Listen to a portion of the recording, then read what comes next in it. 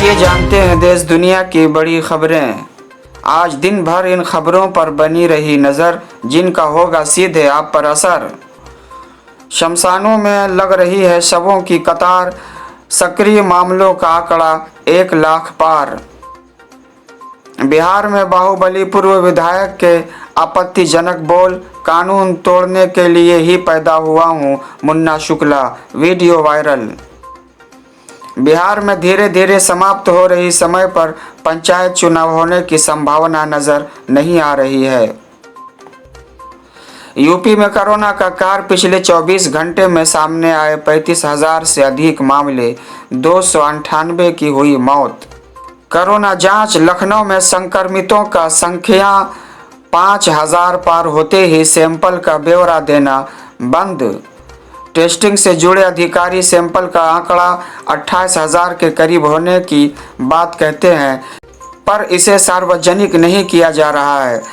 इससे लखनऊ में संक्रमण की दर पता नहीं चल पा रही है। साथ ही यह अंदाज़ा नहीं लग पा रहा है कि मुख्यमंत्री के ज़्यादा से ज़्यादा टेस्टिंग के निर्देश का कितना पालन हो रहा है।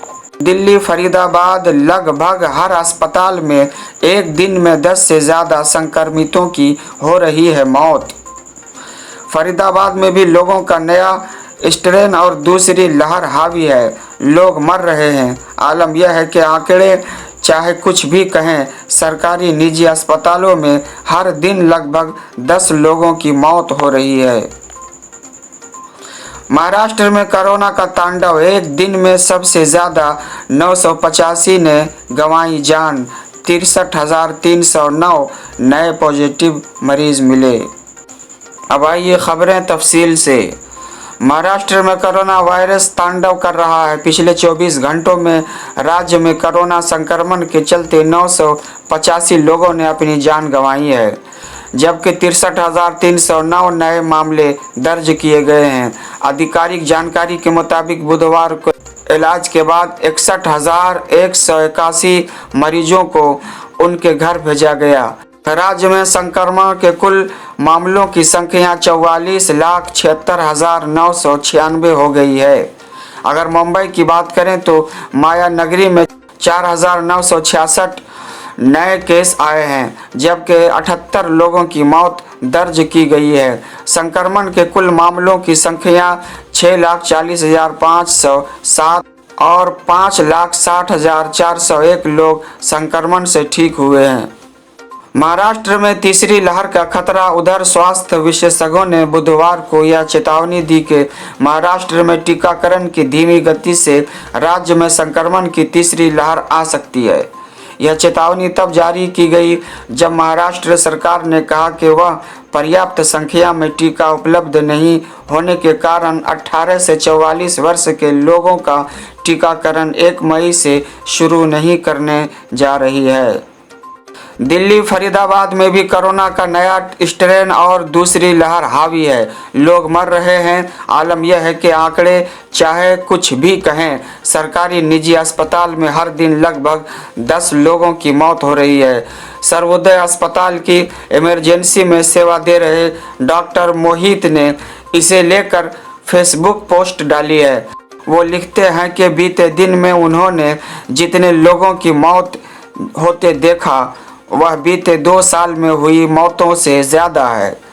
उनसे बात करने पर पता चला कि 24 घंटों में लगभग 10 लोगों की मौत सामान्य हो गई। हालांकि इसमें से कुछ उपचाराधीन होते हैं तो कुछ अस्पताल के गेट पर ही दम तोड़ रहे हैं। हालात इतने बदतर हैं कि मेडिकल सेवाएं नाकाफ़ी हो गई हैं। उत्तर प्रदेश में कोरोना वायरस की चपेट में आने वाले और डिस्चार्ज होने वाले मरीजों के बीच गुरुवार को बड़ा अंतर रहा। प्रदेश भर में 35,156 नए मरीज मिले हैं तो 26,613 डिस्चार्ज हुए हैं। इसी तरह 998 मरीजों की मौत हो गई।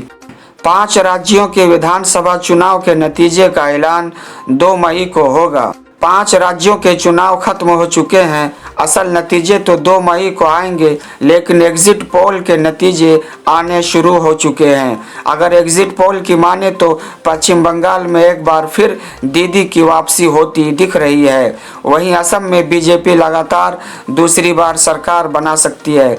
तमिलनाडु में डीएमके सरकार में आती दिख रही है। पश्चिम बंगाल बीजेपी के अध्यक्ष दिलीप घोष ने कहा कि राज्य में चुनाव की वजह से कोरोना नहीं फैला।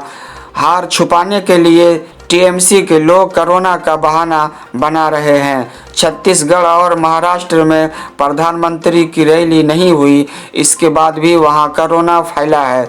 उन्होंने कहा कि ममता बनर्जी हार की वजह से बहाना बना रही है।